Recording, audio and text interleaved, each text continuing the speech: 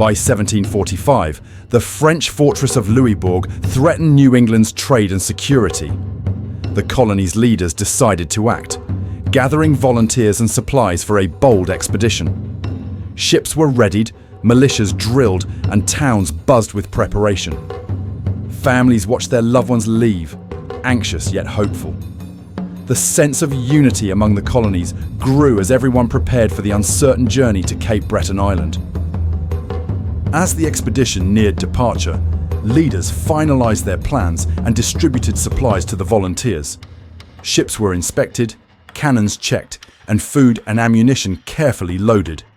Sailors practiced maneuvers while militias reviewed their battle strategies. The air was tense with anticipation, and townsfolk gathered to offer blessings and farewell gestures. Rumors about the fortress's strength circulated, but determination outweighed fear. Messages were sent to ensure coordination among the colonies. Every effort focused on a successful voyage and assault, knowing the outcome could shape the region's future. The New England fleet set sail across the cold Atlantic waters, facing unpredictable weather and rough seas. Sailors and soldiers worked tirelessly, adjusting sails and maintaining the ships. Spirits were high, but the journey tested endurance and teamwork. Along the way, leaders reminded their forces of the mission's importance. The coastline of Cape Breton gradually appeared, signaling the approach of the French fortress. Scouts observed from the crow's nest, reporting the first glimpses of Louisburg's walls and defenses. Anxiety and anticipation grew as the fleet anchored near the shore. Preparations were made to land troops and begin the assault. Upon reaching Louisburg, the New England forces prepared to engage the fortress. Cannons were positioned on the shore, and troops readied their supplies. Scouts reported the layout of the French defenses, helping commanders plan their approach. Small boats ferried soldiers towards strategic landing points. Artillery fire began, signaling the start of the siege. Smoke rose over the fortress as the first volley struck its walls. Troops pressed forward cautiously, coordinating movements under the leader's guidance. The battle for Louisburg had officially begun, testing the courage and resolve of the New England forces. The siege intensified as New England forces pressed their attack on Louisburg. Artillery continued to batter the fortress walls while soldiers dug trenches and established positions closer to the defenses. French forces returned fire from their cannons and defensive positions.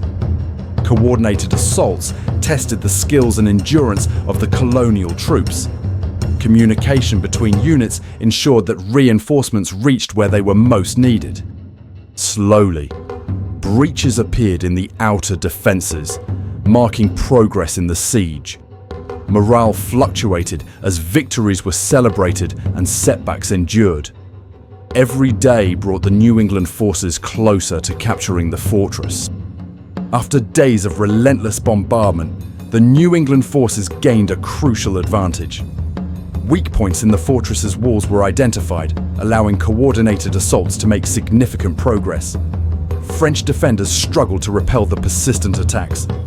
Leaders directed troops strategically, concentrating efforts where breaches had formed.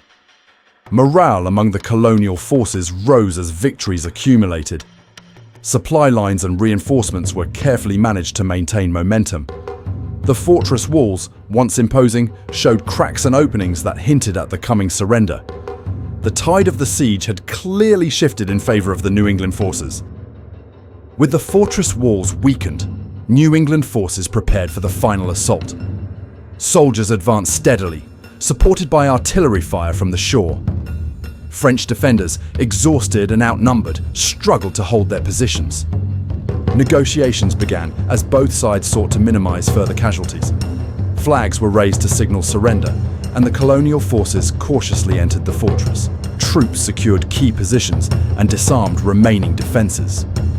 Relief and celebration spread among the New England soldiers after weeks of grueling effort.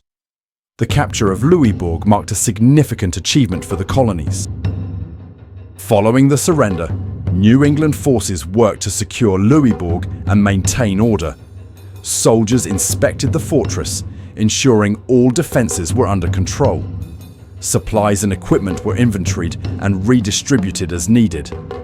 Colonists and military leaders began planning the next steps to hold and govern the captured stronghold. News of the victory spread quickly back to New England, boosting morale across the colonies. French prisoners were treated according to the agreements made during surrender. The captured fortress became a symbol of colonial determination and cooperation. The success of the expedition strengthened confidence in New England's military capabilities.